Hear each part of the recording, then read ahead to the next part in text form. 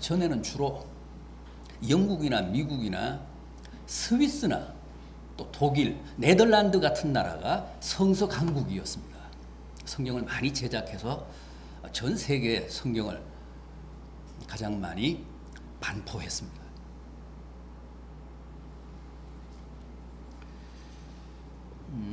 그런 나라들 지금 다 잘 살잖아요. 다 선진국이지 않습니까? 소위 1세계 1등 국가들이잖아요.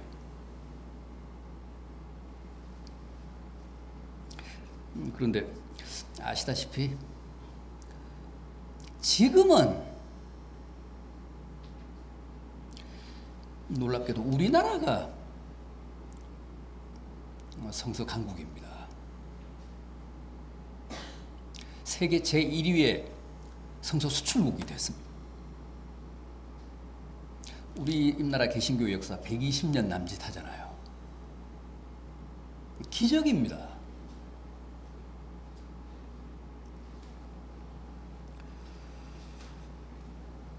지금 대한성서공회에서는 지구촌 450여 개 언어로 약 600종의 다양한 성경을 제작해서 전 세계로 수출하고 있습니다.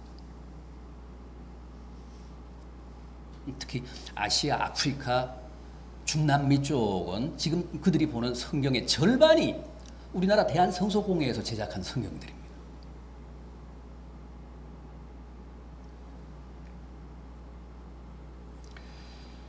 참으로 자랑스럽고 영광스러운 일이 아닐 수 없습니다.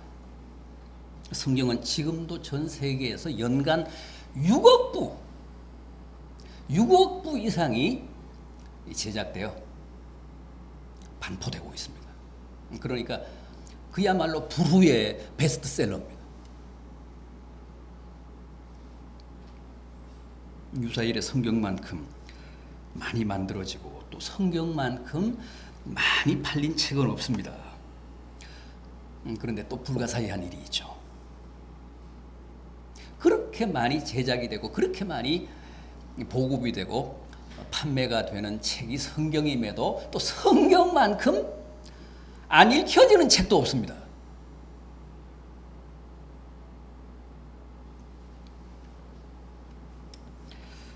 이게 문제입니다. 이게 모순입니다. 성경을 읽고 보는 책이 아니라 기독교 신자들의 액세서리 혹은 교회 오갈 때 들고 다니는 무슨 구색줌으로 생각하고 있다는 게 문제입니다.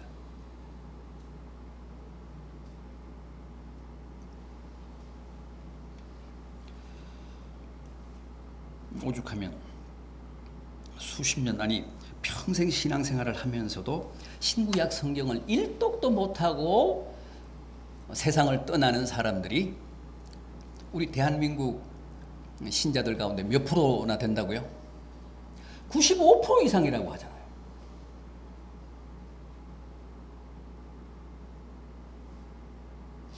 이 통계는 거의 정확할 겁니다. 95% 이상입니다. 평생 일독도 못하고 주님 앞에 가 서는 겁니다.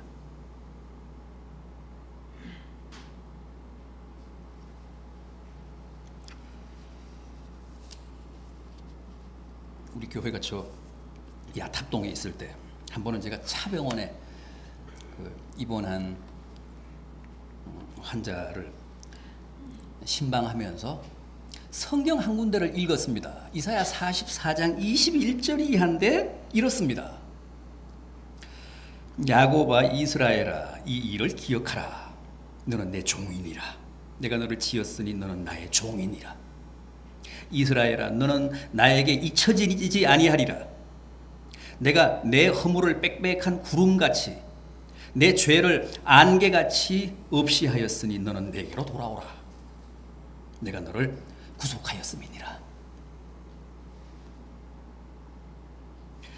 그분이 제가 읽어주는 이 말씀을 듣더니 심각한 표정으로 제게 물어요.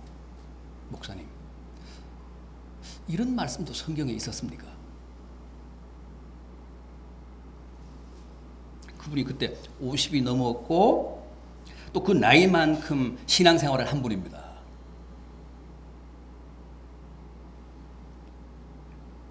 그래서 그분의 말에 실은 제가 더 놀랐습니다. 평생을 신앙생활 한 분이 어찌 그 말씀을 그날 처음 들었겠습니까마는 지금까지는 그냥 건성으로 들은 거죠, 뭐. 그런데 그날은 병상에서 들으니까 그 감동이 이전과는 달랐던 겁니다.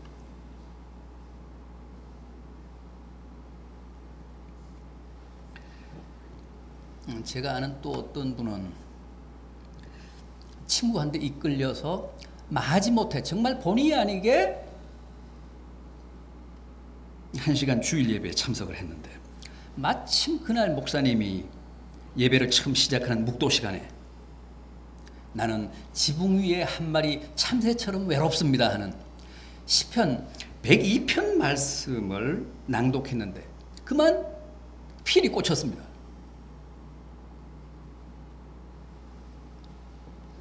그 말씀이 그렇게도 당시 자신의 처지와 심경에 맞아 떨어질 수가 없었다는 거죠. 그래서 자신도 모르게 펑펑 울고 나서 그날부로 등록을 하고 신앙생활을 개시했는데 그분이 그 교회의 지금 수석 장로입니다.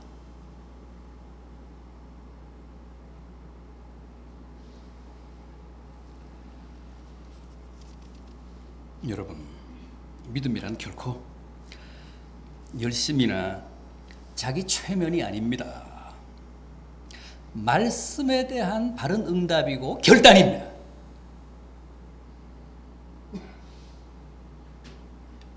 흔히 부흥회나 기도원 같은 데 가보면 확신 없는 사람들에게 뭐라고 하죠? 믿습니다, 믿습니다를 몇 번 하라고요? 100번. 100번 하라고 합니다. 방언 못하는 사람도 할렐루야를 100번 하라고 합니다. 그럼 어떻게 되죠? 멀쩡하던 사람도 정신이 해롱해롱해지면서 정말 의심이고 뭐고 다 사라집니다. 방언 못하던 사람도 할렐루야를 100번만 하면 저절로 혀가 꼬이면서 방언이 막 됩니다. 잘 됩니다. 여러분도 한번 해보십시오. 그러나 그건 믿음이라고 하지 않고 뭐라고 한다고요? 자기 최면이라고 합니다. 자기 암시라고 합니다. 자기 기만이라고 합니다. 그건 다 사기입니다.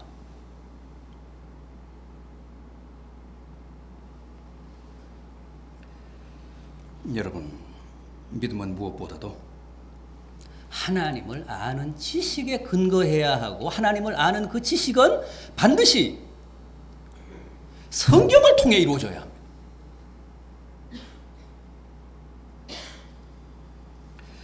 다른 일은 없습니다. 오늘 본문 3절을 보십시오. 우리가 여호와를 알자. 힘써 여호와를 알자.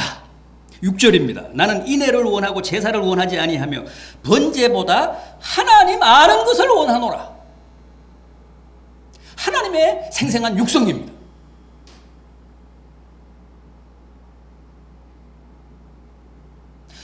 제사보다 번제보다 하나님 아는 것을 원한다.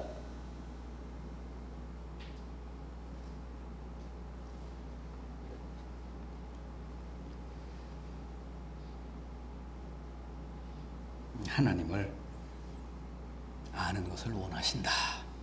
맹목적인 예배가 아니라 먼저 하나님을 알고 하나님의 뜻을 제대로 분별하고 나서 예배를 드리라는 겁니다. 그럴 때만 참 예배가 성립된다는 거죠. 자기 판단대로 자기 나름대로 하지 말라는 거예요.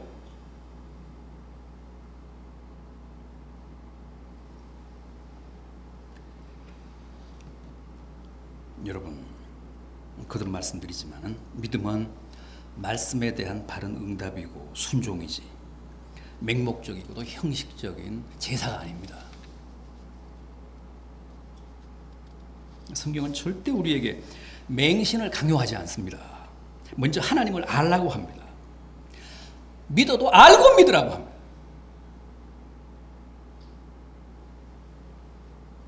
제사도 번제도 알고 드리라고 합니다. 여호와를 알자. 힘써 여호와를 알자. 하나님은 제사보다 번제보다 여호와를 아는 것을 더 원하신다. 얼마나 기가 막힌 말씀이고 얼마나 정확한 말씀입니까?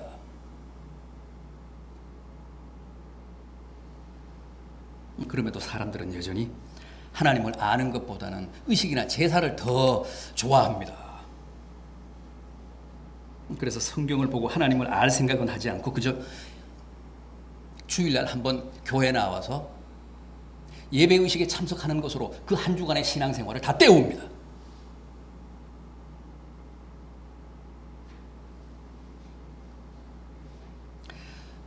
이게 문제입니다.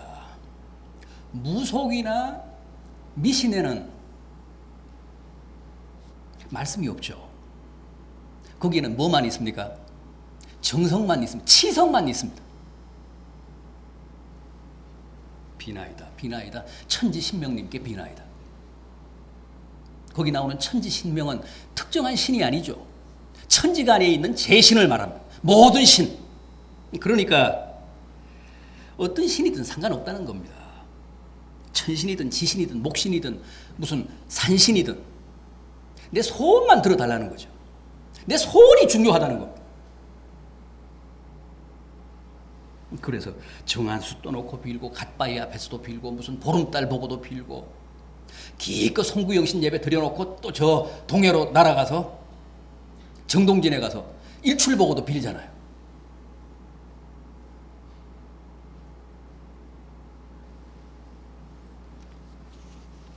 다 그 미신입니다. 맹목입니다. 그런 짓 하지 말라는 겁니다.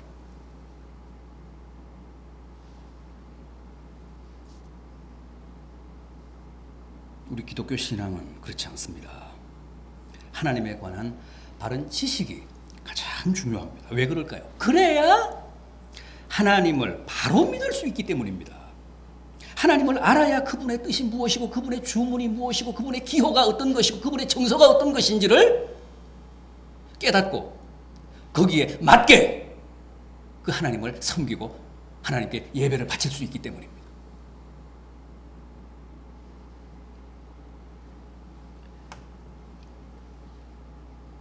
현대 무신론의 아버지, 현대 유물론의 아버지 그러면 포이어바하라는 사람입니다.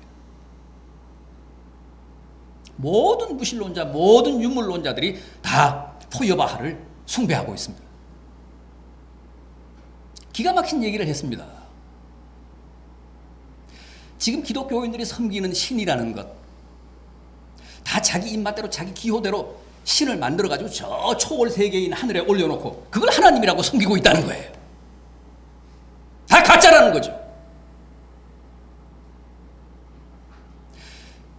이 시대에 무신론 최전방에 나서서 기독교를 공격하고 있는 옥스퍼드 대학의 도킨스 박사, 도킨스 교수.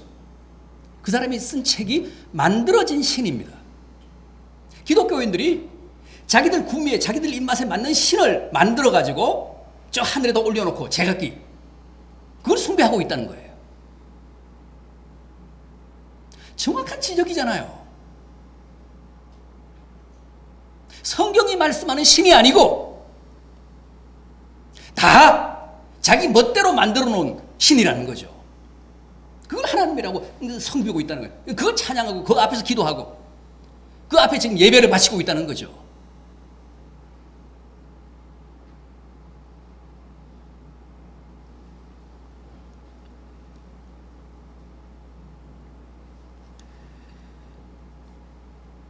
그렇지 않습니까? 우리는 기독교 신앙도 그저 내 욕심을 채워주는 도구쯤으로 생각하잖아요. 그래서 돈 잘 벌고 건강하고 좋은 대학에 들어가고 취직 잘 되고 결혼 잘하고 오로지 그런 거나 잘해주기를 바라지 하나님이 누구시고 영원이 무엇이고 영생이 어떤 것이고 어떻게 하나님을 섬기고 어떻게 하나님을 예배하는 것이 옳고 바른 것인지에 대한 관심은 아무에게도 없잖아요. 그래서 우리는 툭하면 시험에 듭니다. 툭하면 회의에 빠집니다. 일이 조금만 잘 안 풀려도 하나님이 정말 계시는 거야? 하나님이 정말 나를 사랑하시는 거 맞아? 일을 요따위로 해주시는데도 내가 계속 하나님을 믿어야 돼?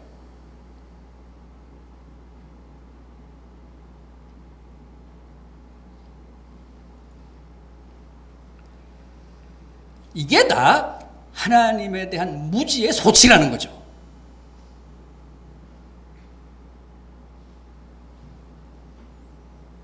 정말 우리는 하나님이 누구신지를 너무 모릅니다. 이스라엘의 초대 왕이었던 사울 아시죠? 그가 실패한 이유가 뭡니까? 하나님이 분명 아말렉을 다 진멸하라고 하셨는데, 심지어는 짐승들까지도 다 죽이라고 하셨는데, 그 하나님의 명령을 받들지 않고 어떻게 했습니까? 아말렉 왕 아각도 포로로 잡아오고 소떼 양떼를 다 전리품으로 끌고 왔습니다. 그러면서 뭐라고 했습니까? 뭐라고 핑계했습니까? 여호와께 제사하기 위해 취했다고 했습니다. 그러자 하나님이 사무엘을 통해 준엄하게 책망하셨습니다. 순종이 제사보다 낫다.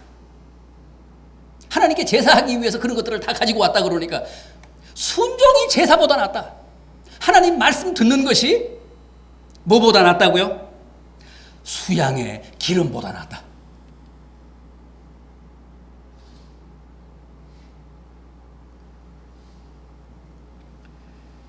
믿음이란 하나님 말씀에 순종하는 것이지 결코 자기의 뜻이나 자기의 생각이나 자기의 판단이나 자기의 소원을 관철하자는 게 아닙니다.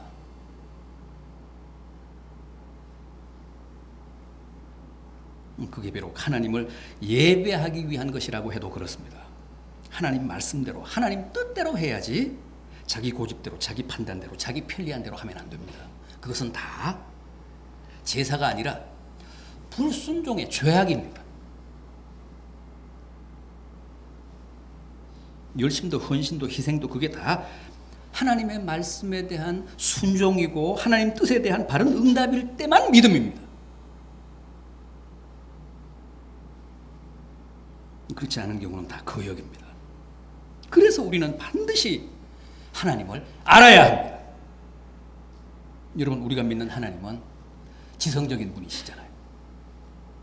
우리가 믿는 하나님은 지식과 지성과 지혜의 원천이십니다. 우리가 이마고 데이 하나님의 형상대로 지음받았다는 것은 바로 그런 하나님의 형상을 닮았다는 뜻이고, 따라서 우리도 그 하나님의 지성을 닮은 지성적인 존재, 인격적인 존재라는 뜻입니다. 그래서 하나님은 우리가 다 지성적인 존재로 살아가기를 원하십니다. 신앙은 절대 반지성적인 게 아닙니다. 그건 잘못된 겁니다. 신앙은 지성적이어야 합니다. 지적이어야 합니다. 인격적이어야 합니다. 그래서 품위가 있고 격조가 있어야 합니다. 그런데 우리는 너무 신앙을 천하게 만들었습니다.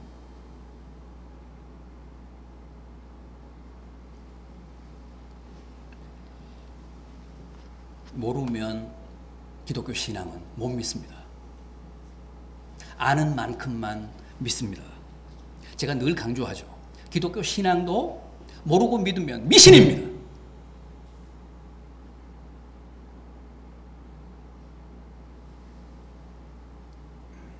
아무리 믿습니다 해보십시오. 믿어지나. 입으로만 믿는다 그러지 저 마음 저변에는 여전히 안 믿어지는데 그럽니다.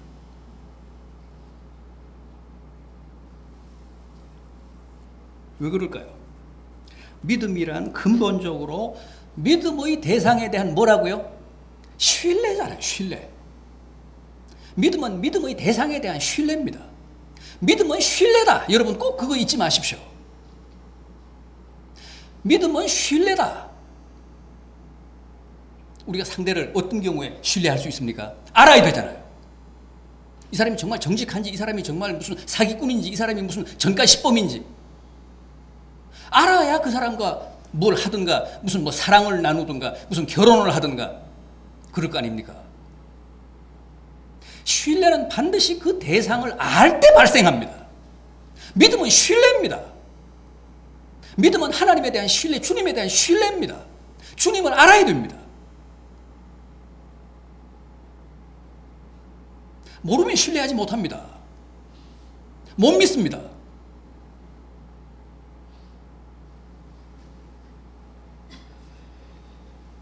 호세아 4장 6절을 보면 더 충격적인 말씀이 나옵니다. 내 백성이 하나님을 아는 지식이 없어 망하는도다.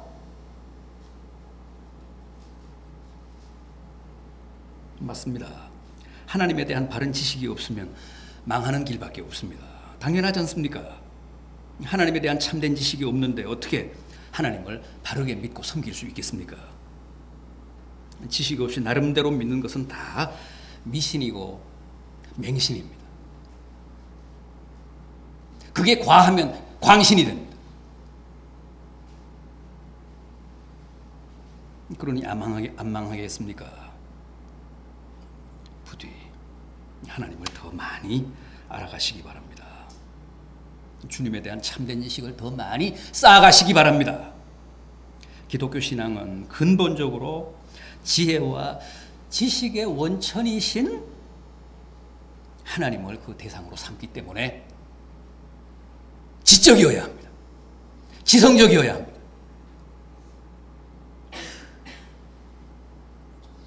제발 우리 푸른교회 성도들은 하나님을 아는 지식이 없어 망하는 백성이 아니라 하나님을 아는 지식이 풍성해서 크게 흥하는 백성이 되시기를 간절히 기원합니다.